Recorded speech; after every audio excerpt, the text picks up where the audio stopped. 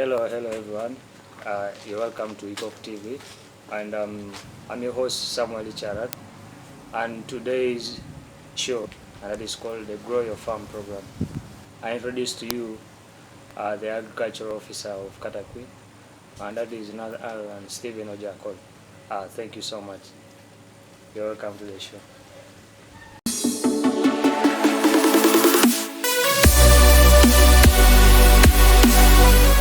Good afternoon, viewers. I am Stephen Ojakol, Agriculture Officer. I work with the Katakwi District Local Government. I want to thank Ikok TV for hosting me in this program. Our topic today is vegetable farming. Vegetable farming basically is a type of crop production which is primarily intended to produce edible crop parts for human consumption. And when we talk about these edible crop parts or edible crops, we are talking about the leaves, the fruits, the roots. So this is what vegetable farming is about. And we can do vegetable farming in various ways.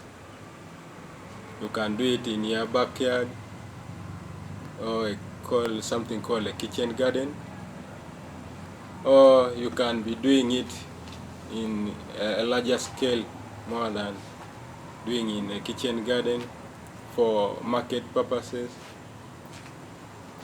So what are these vegetables we are talking about?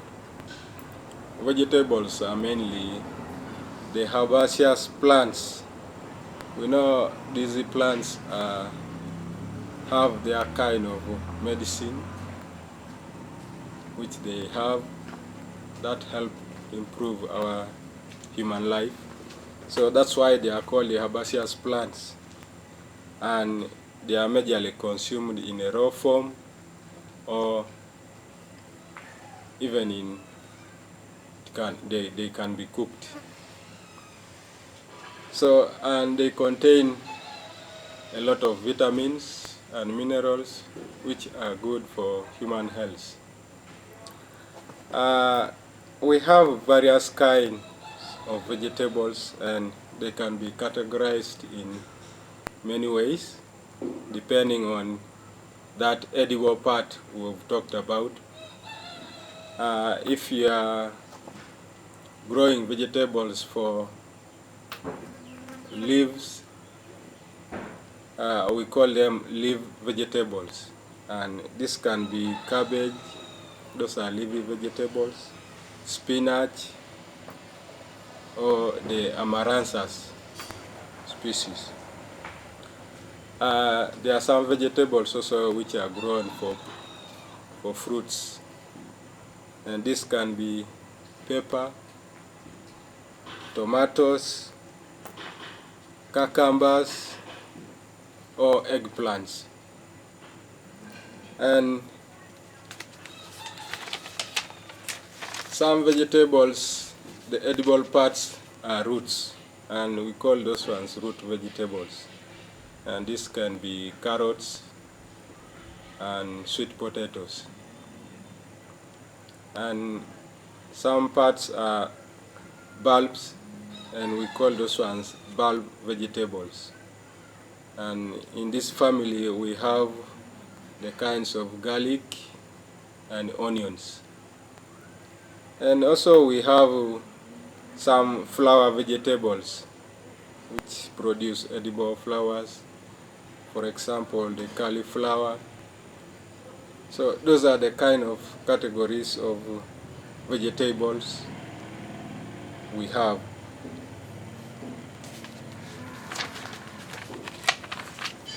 Well, there are various factors that we may have to consider as you think of starting vegetable production. The first thing you need to have in your mind is to get a source of knowledge, information about a particular kind of vegetable that you plan to undertake. You should be knowledgeable about it, know it is agronomic practices, so that when you start, you don't meet challenges on the way. So you have to get in touch with the experts in agriculture, get in touch with the extension worker or your agriculture officer in your locality, and let them help you, give you information about whatever kind of vegetable that you want to undertake. The other serious aspect is on site selection. You know, on site selection, you need to get a good site where you are going to put your vegetables or plant them. And in this, we are considering the soil type. You are considering also the availability of water. Vegetables normally do well in sandy loam soils. So this factor is important as you plan to undertake vegetable production. The other aspect is also the seed quality. Before you start producing, you first know where to find your seed, and it should be quality seed, because you'll waste your time to prepare land, and then as you plant, and the outcome becomes different if you are buying your seeds from wherever. So you should get a reliable source, credible source for your seed, and it should be quality seed for you to get quality products. Then there is an aspect of timely planting. You should be able to time your production activities. You know when to put your seeds in the nursery bed, and you know what time to transplant them to the main garden. So you should time your farm operations. There is also an aspect of planting. Normally we encourage farmers to follow the right spacing when planting these vegetables, so that you achieve the maximum plant spacing and you don't waste time. Or again, there are some farmers who just go and put anyhow, and your field will not look good. When it comes to pest control, you'll find challenges. When it comes to weeding, you'll still get challenges. The other aspect that you have to put in plan is about the management of pests and diseases. You know, when you are doing your vegetable production, there are always pests and diseases that come along, and you should have in plan how you are going to manage, control, and deal with this. So those are the key factors that you have to put into consideration, among others, when you are planning to start vegetable production. Why are we talking about vegetable production? There are several advantages or importance of vegetable production. I could mention a few. Number one, it is the cheapest source of natural protective foods. You know, all the vitamins we need for our human health we normally find from these vegetables, and we get them at a cheaper cost. So they are the cheapest source of vitamins and minerals for our health. They are also a source of income, especially to farmers who undertake this as a commercial enterprise. Locally here in our district, we have a vast market for vegetable products, but we normally don't produce vegetables here. There's also that attitude as if farmers think vegetables don't do well here in Katakwi, but it is a wrong mindset, and we have to deal with that, change our mindset and start producing these vegetables for our domestic purposes and for commercial purposes. Because here, Chorimongin market, we normally only see people from Bugisu bringing tomatoes, cabbages, but locally within us, there are very few farmers who have tried to produce vegetables for sale. So they are a very serious source of income that can support your family, your households in various aspects. They also provide a varied diet for the family, away from other things we eat. This is also a source of diet for our family. And there are other advantages or importance of vegetables that you can talk about. Well, as we talk about vegetable production, it also comes with some challenges that you may have to deal with to make sure that you achieve the goal of producing vegetables. One, I've just said that our mindset on vegetable production needs to change. We have to put in our minds that our soils can also produce vegetables. We can grow vegetables here and sell to the market. And we should remove that old attitude of dealing with the crops of very low value which cannot earn us income to support our families.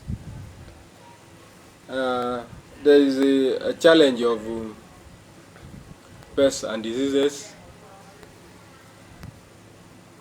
There are several pests that attack vegetables in the garden, and also there are different diseases. That's why I earlier on said that as you plan to start vegetable production, you first have to seek knowledge, get in touch with the experts and learn from them. Let them come and teach you in your fields so that you are able to deal with these challenges as they come along. We normally have limited access to quality seed. We don't have enough dealers here, especially in Katakwi. We don't have these certified dealers who deal with the quality seeds for vegetables. So most times we have to travel some distances to access seeds. So that is a challenge that affects mostly vegetable production here. And of course, as you deal with the vegetable production, these are perishable items, and the issues of market are crucial. So as you produce, you should also be sourcing for market so that you don't have to lose them, or they don't have to get spoiled and you lose money, you lose income. So you have to have in mind that these vegetables you are producing are perishable commodities, and as soon as they get ready in the garden, you have to get market for them to avoid losses. Of course, there are also other challenges. We know the changes in the weather pattern. Climate change brings about challenges of prolonged drought, and this also may affect production of vegetables, especially in our locality. And to counter this, you might have to plan alongside some kind of small irrigation equipment to help boost your production, help you produce throughout the year. Even in the dry season, you can be able to produce vegetables. We have limited access to those facilities or irrigation equipment here in our district, and as you plan, you should have that in mind.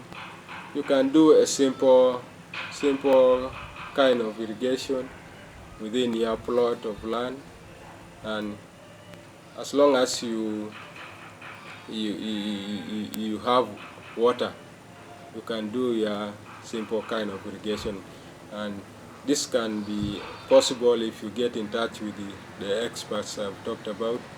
They can guide you on what to do, and in the subsequent broadcast, I think we shall be able to handle some of these aspects as we continue learning. Well, how do we handle or try to minimize these challenges that we have talked about? On the side of majorly pests and diseases, it is encouraged that we practice majorly crop hygiene. As you do your production, make sure that you follow the right agronomic practices that you've been guided to, and you have to make sure that you also support the plants to grow well by adding manure, put fertilizer to the soil. That will boost your plants to grow with vigor, and they can be able to suppress some of these diseases or that may affect. Also, there is an aspect of crop rotation, which is very key in vegetable production. You know, as you grow or plant your vegetables in the same garden year after year, it causes a build-up of pathogens that affect that particular vegetable in that field. So that to break the cycle of those pathogens, you have to rotate your crops in the field so that the pathogens that are in the field cannot be supported to survive, because the crop you will put there will not support the survival of those pathogens, and eventually they die off. So crop rotation is a very important aspect in vegetable production. We have to use healthy, clean planting materials. From this plant to another, you have to use clean, healthy, quality seed. And of course, research always develops new varieties that are resistant to some pests and diseases, and we have to move with the technology. So you have to get resistant varieties which can fight against these pests and diseases. And of course, as you try to control pests and diseases, we always advise that the last option should be the use of pesticides or chemicals for control of pests and diseases. But we can use our organic ways of controlling pests and diseases. You know, locally, the old people used to mix ash and leaves, neem leaves, just to try to control some pests in the field. These are some of the organic ways we can use to control pests. And we're saying that if they cannot be controlled in that means, then you can now resort to use of pesticides and chemicals as the last resort. I want to thank you for this time. This is the little we had to share today, and we shall look forward for another broadcast. Thank you. Thank you everyone for watching today's show. That is where we are stopping for today. Hoping to catch with you next time. And in case of any question, just drop the comment down, and don't forget to subscribe to Ikok TV for more updates. Thank you so much.